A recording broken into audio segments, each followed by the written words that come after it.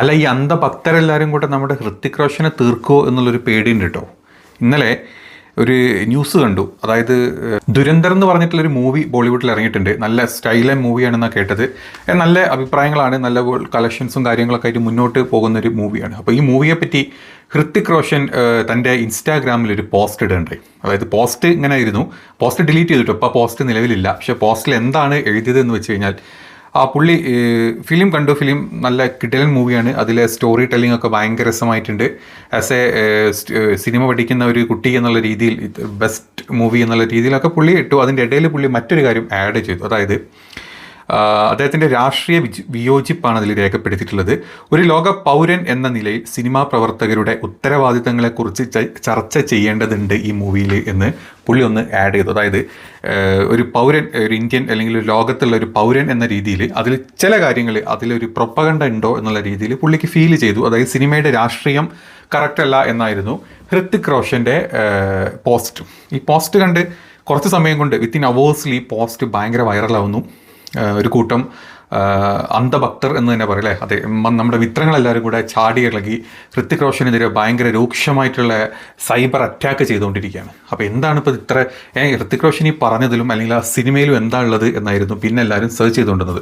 കുറേ പേരൊക്കെ മൂവി കണ്ടു, ഞാൻ മൂവി കണ്ടിട്ടില്ല, ഇപ്പോൾ എനിക്ക് കാണാൻ പറ്റിയിട്ടില്ല. പക്ഷേ യഥാർത്ഥത്തിൽ എന്താണ് ഈ മൂവിയിലുള്ളത്, ഇത്ര അധികം ഈ പറഞ്ഞ അന്ധഭക്തരെ ചൊടിപ്പിക്കാൻ മാത്രം അതിൽ എന്താ ഉള്ളത് എന്ന് അന്വേഷിച്ച് പോയപ്പോഴാണ് ഒരു കാര്യം മനസ്സിലായത്. അതായത് സിനിമയിൽ കാണിക്കുന്നത് മുൻ സർക്കാർ, അതായത് ഇപ്പോഴത്തെ നമ്മുടെ മോദി സർക്കാരിൻ്റെ മുൻ സർക്കാരിനെ രൂക്ഷമായിട്ട് വിമർശിച്ചുകൊണ്ടുള്ള ചില ഭാഗങ്ങൾ അല്ലെങ്കിൽ തീമാണ് ഈ ഫിലിമിൻ്റെ ഉള്ളത് എന്ന് അവസാനത്തോട്ട് വരുന്നത് എന്ന് മനസ്സിലായി. നമ്മുടെ കേരള സ്റ്റോറി പോലെ, കാശ്മീർ ഫയൽസ് പോലെ, ബംഗാൾ ഫയൽസ്, അങ്ങനെ കുറേ ഫയൽസുകൾ വരെ ഇറക്കാറുണ്ടല്ലോ, പ്രൊപ്പഗണ്ട മൂവീസ്. അപ്പം അതുപോലത്തെ ഒരു പ്രൊപ്പഗണ്ട അതിൻ്റെ ഉള്ളിലുണ്ട്. അതായത് മുൻ ഗവൺമെൻറ്റിനെ മോശക്കാരാക്കാൻ വേണ്ടിയിട്ടുള്ള ഒരു പ്രൊപ്പഗണ്ട മൂവിയാണിത് എന്നാണ് മനസ്സിലാക്കാൻ പറ്റിയത്. അതായത് മുൻ സർക്കാരുകളെ മോശമായി ചിത്രീകരിക്കുന്ന ചില ഭാഗങ്ങൾ, അതായത് ദേശീയ സുരക്ഷാ ഉപദേഷ്ടാവിനെ അനുസ്മരിപ്പിക്കുന്ന ഒരു കഥാപാത്രം ഇതിലുണ്ട്.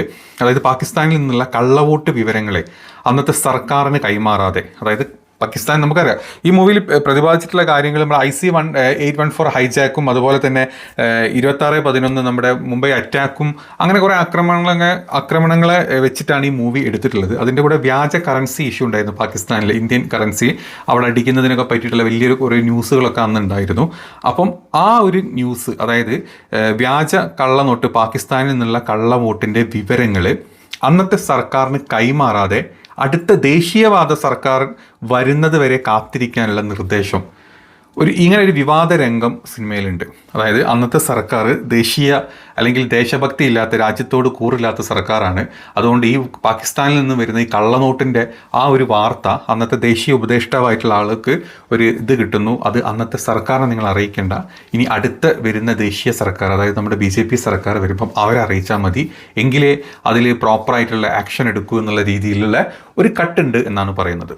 അത് പ്രോപ്പർ പ്രൊപ്പഗണ്ട തന്നെ നമുക്ക് മനസ്സിലാവില്ലേ. അതായത് ഇപ്പോഴത്തെ സർക്കാരിനെ ഞങ്ങളാണല്ല, അന്നൊന്നും അല്ലായിരുന്നു, അന്ന് ആ സർക്കാർ ആയതുകൊണ്ടാണ് ഈ പ്രശ്നങ്ങളൊക്കെ ഉണ്ടായത് എന്ന് പറയുന്ന രീതിയിൽ.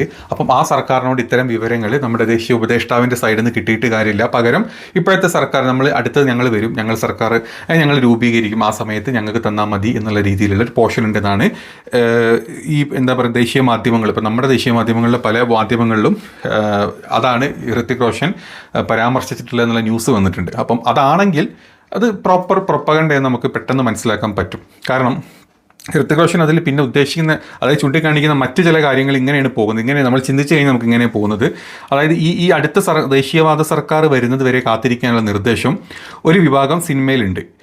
ഈ വീഡിയോയിൽ ചൂണ്ടിക്കാണിക്കുന്ന മറ്റ് കാര്യങ്ങൾ, ദേശീയ സുരക്ഷയെ ബാധിക്കുന്ന കാര്യങ്ങൾ ഒരു ഉദ്യോഗസ്ഥൻ ഇത്തരത്തിൽ ഉത്തരവാദിത്തമില്ലാത്ത സമീപനം എടുത്തത് ശരിയല്ലെന്നും, ഇതാണ് ഹൃത്തിക് റോഷൻ്റെ രാഷ്ട്രീയ വിയോജിപ്പായിട്ട് ഇതിൽ കാണിക്കുന്നത്. സത്യമാണ്, ഒരു രാജ്യത്തിൻ്റെ ദേശീയ സുരക്ഷാ ഉപദേഷ്ടാവ് ആരാണ് നമുക്കറിയാം, അന്നത്തെ ഉപദേഷ്ടാവ് ഇപ്പോഴത്തെ ആരാണ് നമുക്കറിയാം, ആരാണ് ആൾ എന്നുള്ള നമുക്ക് എല്ലാവർക്കും അറിയുന്ന കാര്യമാണ്. ഈ മൂവിയിൽ എനിക്ക് തോന്നുന്നു മാധവനാണ് ആ പോഷൻ ചെയ്തതെന്ന് തോന്നുന്നുണ്ട്. കാരണം മാധവൻ്റെ ഗെറ്റപ്പ് അങ്ങനെ നമ്മൾ കണ്ടു, ഈ മൂവിയുടെ ചില ഭാഗങ്ങളൊക്കെ കണ്ട സമയത്ത് നമ്മൾ കണ്ടു. അപ്പം അങ്ങനെ ഒരു ഉപദേഷ്ടാവാണ് അതിലുള്ളത്. അപ്പോൾ പുള്ളി അത്തരം നിരുത്തരവാദിത്തപരമായിട്ട് ഇത്തരം കാര്യങ്ങൾ പറയാണ്ടിരിക്കും. അതായത് അന്നത്തെ സർക്കാർ രാജ്യത്തിനെതിരെ നിന്ന സർക്കാരാണ്, അതായത് UPA സർക്കാരാണ് എതിരെ നിന്ന സർക്കാരാണെന്നുള്ള രീതിയിലാണ്. അത് ഒരു പ്രോപ്പർ പ്രൊപ്പഗണ്ട നമുക്ക് തോന്നാനുള്ള കാരണം, ഇപ്പം നമുക്ക് തന്നെ അറിയാം 2014 ശേഷം നമ്മുടെ രാജ്യത്ത് 30-ന്റെ മേലെ ഭീകരാക്രമണങ്ങളുണ്ടായി. ഇപ്പം ഏറ്റവും നിയറസ്റ്റ് ആയിട്ട് നമുക്ക് പറയാൻ പറ്റുന്ന റെഡ് ഫോർട്ടിലെ പൊട്ടിത്തെറി, അതിന് മുമ്പ് പെഹൽഗാം, അതിൻ്റെ മുമ്പ് ഉറി, രാജ്കോട്ട്, അങ്ങനെ പത്താൻകോട്ടൊക്കെ ഇഷ്ടം പോലെ ഇതുണ്ടായിട്ടുണ്ട്. ഈ സമയത്തൊക്കെ നമ്മുടെ രാജ്യം ഭരിക്കുന്ന പ്രധാനമന്ത്രിയാണെങ്കിലും നമ്മുടെ ഹോം മിനിസ്റ്റർ ആണെങ്കിലും നമ്മുടെ ഡിഫൻസ് മിനിസ്റ്റർ ആണെങ്കിലും മൗനമാണ് എപ്പോഴും ഉണ്ടാവാറ്.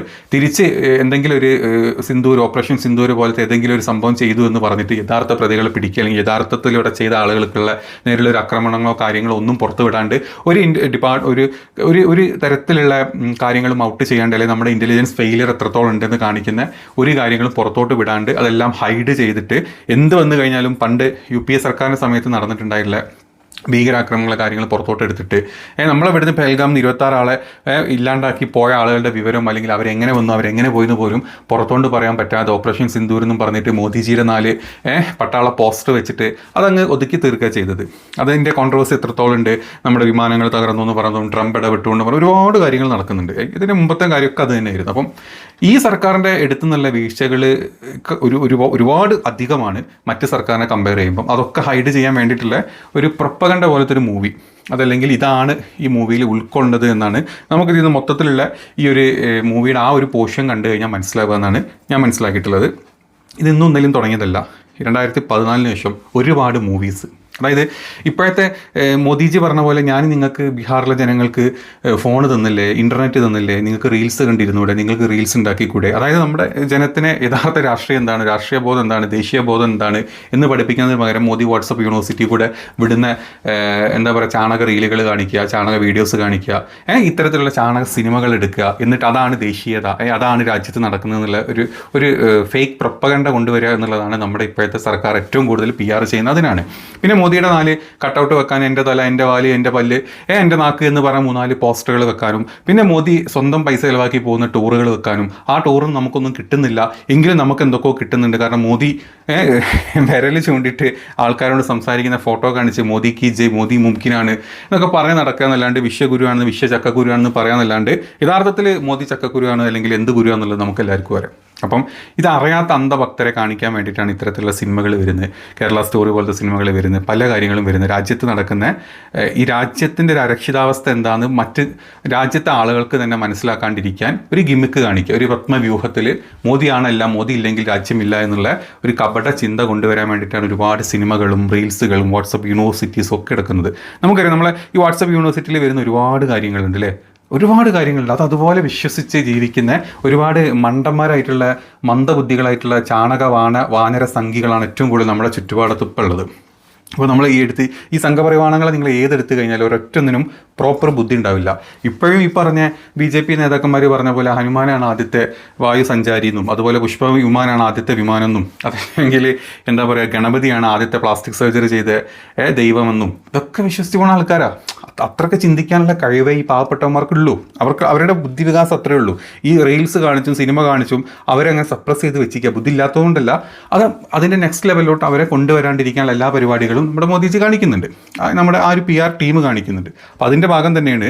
അതുകൊണ്ട് തന്നെ ഇങ്ങനെ ഒരു സംഭവം ഉള്ളതുകൊണ്ട് ഹൃത്തിക് റോഷൻ അത് ഇൻഡയറക്റ്റ് ആയിട്ട് അതിനെപ്പറ്റി സംസാരിച്ചപ്പോഴേക്കും ഹൃത്തിക് റോഷൻ്റെ തലയിലോട്ടായി സൈബർ ആക്രമണങ്ങൾ മൊത്തം. അയാൾക്കെതിരെ ഒരുപാട്, അതിൽ ജോധാ അക്ബർ മൂവിയിലൊക്കെ അഭിനയിച്ചതിനൊക്കെ നിങ്ങൾ അതിനെ വരെ നിങ്ങൾ അഭിനയിച്ചിട്ടുള്ള ആളല്ലേ, അത്തരത്തിൽ മുസ്ലിം സപ്പോർട്ട്, ഇന്ത്യൻ മുസ്ലിങ്ങളെ നിങ്ങൾ അത് ചെയ്യുന്നുണ്ട്, സപ്പോർട്ട് ചെയ്യുന്നതെന്നും പറഞ്ഞ് വെറുതെ ഒരു ഇതുണ്ടാക്കുന്നത്. അതാണ് ഇതിലേറ്റവും ബേസ് ആയിട്ടുള്ള കാര്യം.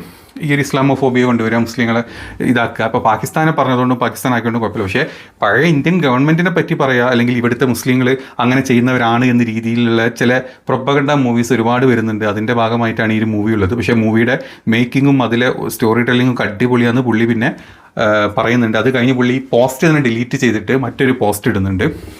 ആ പോസ്റ്റിൽ പുള്ളി ഈ ഭാഗങ്ങളൊക്കെ മാറ്റിയിട്ട് ഫിലിമിനെ പറ്റി മാത്രം, ഫിലിം നല്ലതാണെന്നും പറഞ്ഞിട്ട് മാത്രം കൺക്ലൂഡ് ചെയ്യുന്ന മറ്റൊരു പോസ്റ്റ് പിന്നെ ഇടുന്നുണ്ട്. അപ്പോൾ അതിൻ്റെ താഴത്ത് മാധവനൊക്കെ വന്ന് താങ്ക്സ് പറയുന്ന ഒരു റീപോസ്റ്റുകളൊക്കെ ഞാൻ കണ്ടു. അപ്പം ഇതാണ് നമ്മുടെ രാജ്യത്ത് എന്താ പറയുക, ആർക്കെങ്കിലും ഒരു അഭിപ്രായം പറയണം, അല്ലെങ്കിൽ ഒരു മൂവിയിൽ ഇത്തരത്തിലുള്ള രാഷ്ട്രീയം കണ്ടു കഴിഞ്ഞാൽ അത് എൻ്റെ രാഷ്ട്രീയമല്ല, അത് കറക്റ്റ് അല്ല എന്ന് പറഞ്ഞു കഴിഞ്ഞാൽ അവർക്കെതിരെ അഴിച്ചു വിടുന്ന സംഘപരിവാരങ്ങളുടെ ഈ എന്താ പറയുക സൈബർ ചെറ്റകൾ ജീവിക്കാൻ സമ്മതിക്കില്ല. അതാണ് സത്യം. ഇപ്പോൾ നമ്മുടെ നാട്ടിൽ തന്നെ എമ്പുരാൻ ഇറങ്ങിയ സമയത്ത് നമ്മൾ കണ്ടു അല്ലേ, സൈബർ സംഘികൾ ചെയ്ത പരിപാടികൾ എന്താണെന്നുള്ളത്. അതുപോലെ തന്നെ ഒരുപാട് മൂവീസ് നമ്മുടെ നാട്ടിൽ ഏറ്റവും ലേറ്റസ്റ്റ് ഹാലിൻ്റെ കാര്യം നമ്മൾ പറയുന്നുണ്ട്. ഹാൽ മൂവിയിൽ ലവ് ജിഹാദും അതും ഇതൊക്കെ കുത്തിക്കയറ്റിയെന്നും പറഞ്ഞിട്ട് മറ്റു രീതിയിലുള്ള പ്രശ്നങ്ങൾ. കേരള സ്റ്റോറി പോലത്തെ വൃത്തികെട്ട മൂവീസിന് ഒരു പ്രശ്നമില്ല, സെൻസർ ബോർഡോ ഇഷ്യൂസോ ഒന്നുമില്ല. നമ്മുടെ അതിന് പകരം ഇത്തരത്തിലുള്ള മൂവി, ഹാല് പറഞ്ഞ മൂവി അല്ലെങ്കിൽ എമ്പുരാൻ എന്ന് പറഞ്ഞ മൂവി, ഈ മൂവിയൊക്കെ ഇറങ്ങിക്കഴിഞ്ഞാൽ ഈ സംഘികളുടെ മൂട്ടിൽ പന്നിക്ക് വെട്ടിക്കൊണ്ട പോലത്തെ അങ്ങോട്ടും ഇങ്ങോട്ടും ഓടും. അങ്ങനത്തെ ഒരു മൂവി ആയിരിക്കണം ഇത്. ഏതായാലും മൂവി ഇപ്പോൾ ഇത്രയും കോൺട്രവേഴ്സി വന്നുകൊണ്ട് മൂവി ഒന്ന് കാണണം എന്ന് ആഗ്രഹമുണ്ട്. ഏതായാലും ഒന്ന് പോയിട്ട് കണ്ടിട്ട് ഇനി അതിനേക്കാൾ കൂടുതൽ ഡീറ്റെയിൽസ് മൂവിയിലുണ്ട്, അല്ലെങ്കിൽ ഇത്തരത്തിലുള്ള ഒരു ഇപ്പോൾ പ്രൊപ്പഗണ്ട രാഷ്ട്രീയം ഇതിലുണ്ടെങ്കിൽ നമുക്ക് മറ്റൊരു വീഡിയോയും കൂടെ ചെയ്യാം. അപ്പം ഇനി അത് കണ്ട ആളുകൾക്ക് ഇങ്ങനെ വല്ലതും ഫീൽ ചെയ്തോ അല്ലെങ്കിൽ ഇങ്ങനെ സംഭവങ്ങളുണ്ടോ എന്നുണ്ടെങ്കിൽ ഒന്ന് കമൻറ്റ് ചെയ്യണം കേട്ടോ, നോക്കട്ടെ.